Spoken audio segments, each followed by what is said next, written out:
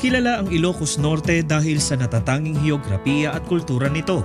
Maraming mga istruktura at landmarks ang matatagpuan dito na nakatayo na mula pa man noong Spanish colonial era.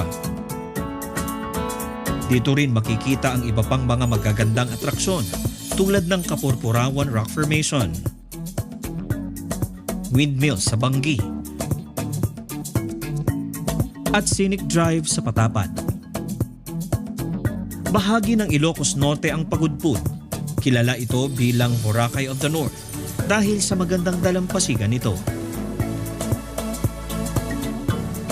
May daragdag sa mga landmarks na matatagpuan sa Pagudpud ang bagong gusaling sambahan ng lokal ng Pagudpud, Distrito Eklesyastiko ng Lawag City, Ilocos Norte.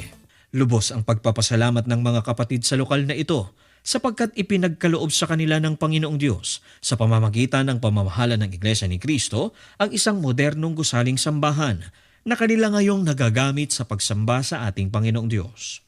Sila po ay masayang-masaya sa nabalitaan po nila na sila ay napatayuan ng bagong gusaling sambahan at galak na galak ang kanilang mga damdamin dahil po mayroon na po silang bago na pagsasambahan. Dito rin po sila mananalangin pagka may mga pagsubok. Patuloy po namin na mamahalin at iingatan ang bagong gusaling sambahan. Papasalamat po talaga kami sa Panginoong Diyos at dininig po ang aming kahilingan at ito na po ang moderno at bagong gusaling sambahan. At bilang isang mga awit po, pagpapatuloy po namin ang aming pagtatalaga sa aming mga tungkulin at hindi po kami magpapabaya. Sa kapatid na Eduardo B. Manalo, ang ating pong tagapamahalang pangkalahatan, maraming salamat po at dinirig po ang aming kahilingan. Lubos po ang kasiyahan ng bawat isa sa amin. Hindi lang po sa akin, kundi buo po lahat po kami rito sapagkat narito na po ang isang moderno at magandang gusaling sambahan na ipinagkaloob sa amin ng Diyos. Sa amin po, napakahalaga sapagkat una po, dito po idinadaos ang mga pagsamba. Dito rin po namin isinasagawa ang mga pananalangin na siyang ipinagkakaloob ng ating Panginoong Diyos.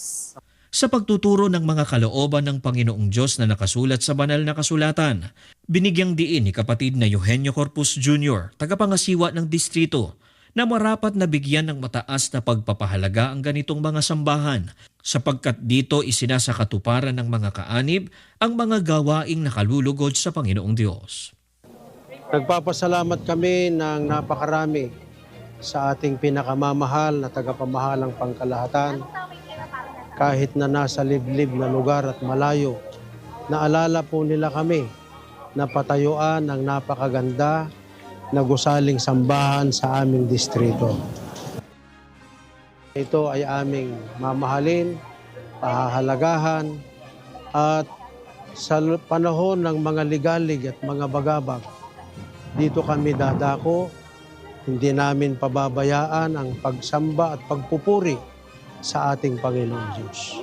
Napakahalaga ang ganitong gusaling sambahan dahil sa una, dito kami sasamba na ito'y pangunahin na tungkulin sa ating Panginoon Diyos.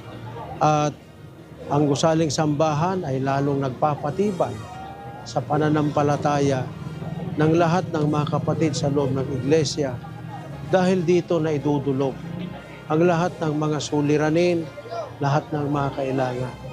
Sa panahon na nararamdaman ang bigat ng buhay, dito sa gusaling sambahan dadako ang mga kapatid para ihibig sa Diyos ang lahat ng kailangan. Sinasampalatayanan ng mga kapatid na ang ipinagkaloob sa kanila ng Panginoong Diyos na bagong gusaling sambahan ay isang malaking biyayang espiritual.